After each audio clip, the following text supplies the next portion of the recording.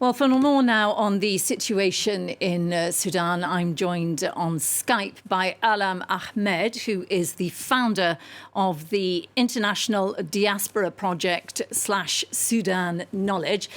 Thank you very much for joining us, sir. Perhaps you could tell us, first, what have you been able to find out from ordinary people living through this in Sudan that you might be in touch with? We're hearing that they can't get out to buy basic provisions amid all this fighting. Thank you very much for having me on your program, and thank you for the coverage, which is very appreciated, because other people have been able to know anything about Sudan. I think that what we have been following from day and night from people in Sudan, groups, WhatsApp, and also following the news from the channels, the situation is very, very, very distressful in Sudan, very ugly. And is desire, because people now are dying. And yesterday we heard about the news of even a body.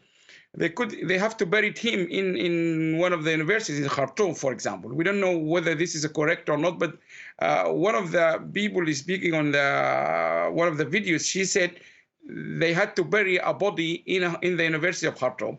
The Sudanese doctor union have been asking for the last 2 days that they should be able to be given any security or any safe passages so they can pick even the dead bodies.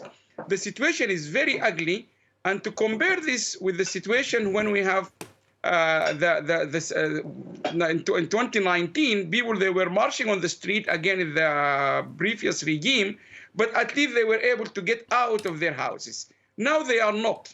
Because shooting, and you have just mentioned in your program earlier, there have been even diplomatics being attacked. The World Food Program, they have 3 being killed. And this has been ongoing. The European Union, they have their ambassador being also attacked. So there is no control of the fire. People are killed in their houses. There is no water. Many people we've spoken to, they have their water being cut. And more interestingly, 3-4 people from different parts of Khartoum, they told us, the electric supply of their district is being hit, whether it's being intended to black them out or what is the situation. So people are simply hostage either in their houses or hostage in other people's houses for 2-3 days. They can't even reunion with their family. Health situation is very bad. Family-wise, the mental disorder for people now is really, really severe. Is the fighting mostly in Khartoum? It seems to be in very many areas. Can you give us an idea, if this develops into a civil war, which is what many fear, how might the country divide up? The main focus of the fighting is in Khartoum. But outside of Khartoum, it starts to spread out. But the one spot point out of Khartoum, which is also been a focus, is Marawi. Because Marawi, if you remember, the whole story broke from Marawi airport, where the Egyptian, when the rapid force, support force, captured some Egyptian military in doing training. The Egyptian claimed they're doing training with the Sudanese army.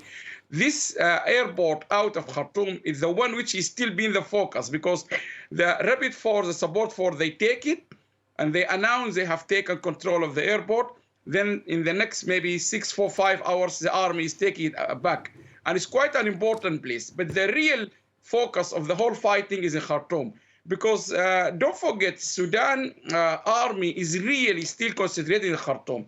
The worries about this will spread out across the whole country and it's become more of a civil war. It start to become more of unfortunately, a reality now, because you can see some people in some part of Sudan are observing. We hear news from Darfur, from Niala, from Port Sudan, from other cities of the country, Blue Nile districts, and so on.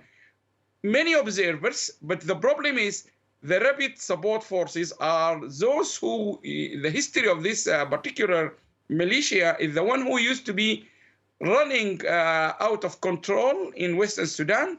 And the worry is if this will expand and will expel out of Khartoum suddenly into a civil war, really.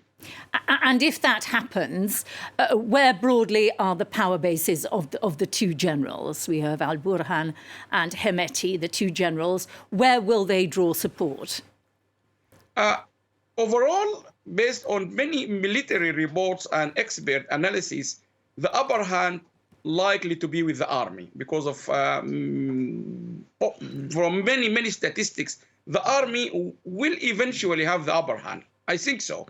But the issue is that this big fighting in Khartoum now is terrorizing the citizen. And don't forget, over the last 1.5 years, when we have the Juba Agreement, 4 of other groups who were fighting, these groups are now having their own, if you like, military backend in Khartoum. So Khartoum is not just hosting or housing the rapid forces, but also other groups. We hope these other groups, they will stay as they are.